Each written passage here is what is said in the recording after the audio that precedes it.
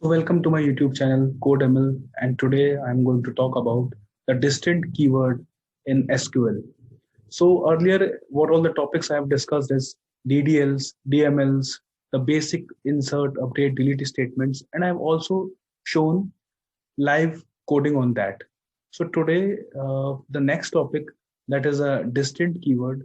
I have also shown in my previous video how to cleanse the data, how to remove the duplicates entirely from the table, how to select that. But today we will be individually identifying the distinct values of a column. So that is the purpose of today's video, where I'll be going to discuss about the distinct keyword. So okay, so as you can see on my screen, distinct in SQL, what it does, distinct is first of all a keyword. Okay, it will identify unique values of a column or a group of a columns as well. So here I will just read out what I have written over here, that the distinct keyword in SQL queries is used to return the unique values for the selected columns. It can be a single column or it can be a group of columns. Okay, and then it will uniquely identify on the basis of the combination of the columns which we are selecting and placing in a select list from the table. Yeah, so I was talking about that for the distinct keyword in SQL queries, it will be selecting and returning for a individual column. Okay, what all the columns which will be placing in the select keyword based on the combination, it will uniquely list out the rows, the records from the table itself. Okay, I'll be showing you in some time the demonstration of that as well. Okay, so then inside a table, if a column contain many duplicate values, sometimes there are scenarios where we individually need to identify that, okay, for a particular column, what all the values are unique.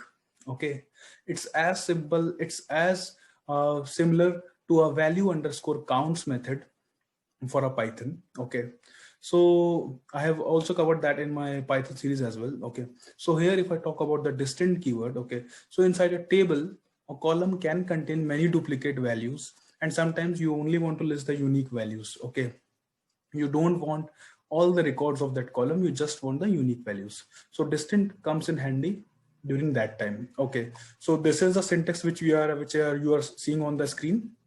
That is, select, then distinct is the keyword which you need to place just before the column list.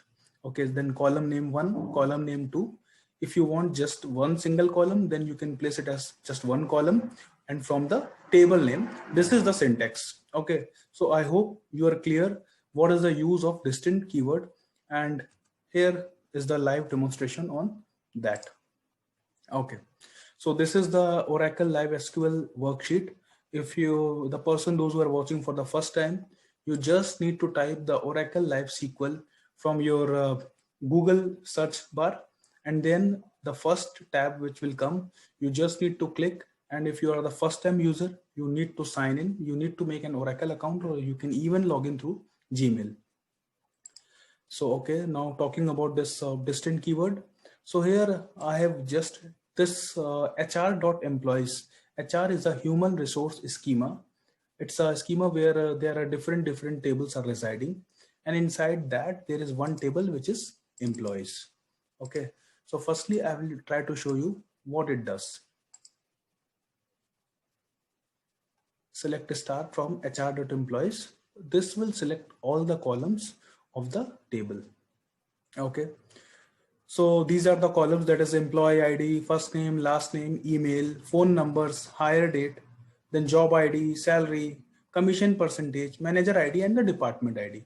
So suppose, see, for like few of the employees, the manager IDs can be the same, right? So suppose if you want that, you just need to check that, okay, in the manager ID column, how many unique values are there? So what you can do, you can just simply write like this: select distinct, the column name, that is manager ID, from HR.employees. You should be always aware that once you are logging into a real-time database, there you need to follow a best practice, that you should write the schema name first and then the table name. Okay, so this is the best practice you should follow. Otherwise, there may be chances that you need to select the table from a different schema, but the table name already exists in the schema where you are executing the query, and the data may vary. So you should be clear, and you should, that's why, write the schema name as well. Okay, so that is the main reason to write schema name and then dot the table name. Okay, so now if I just select this and I do a run, so you can see the manager ID, and I will try to show you what is the count. You can see 19 rows selected, and I will just show you difference. What is the difference if you just write like this? Again, I will try to run this query and I will show you. You can just focus on this, that as of now, when we were using distant, then 19 rows were selected. And now if I run, you will see there will be more number of rows, since there are, now you can see 1 to 50. That means there are more number of rows also. Okay, so if I just do a count of manager ID, I will show you what is a count of manager ID, what it does. I will make a separate video, but just wanting to show you how does count works. Okay, so you can see totally 106 manager IDs records are there. And when we did a distant, only 19 came. So now I hope you understand the difference between a distant, what is the distant and a count here. If you see the difference, I have directly shown you what is the difference between a distant and a count. Count will actually count the non-null values for a column. But if you do a count star, it will also take in the null records as well. It will count the null records as well. Okay. So I will make a separate video for count, count star, and count one as well. This actually has been asked in different several interviews as well, that okay, what's the difference between count star, count one, and count for a particular column. So I will show you the difference between them. Okay. So here I just wanted to show you the distant keyword, what is the actual use. Okay, now if you do see here, what we have taken this just distant manager ID. But if suppose and we check the account, it was coming as 19 rows.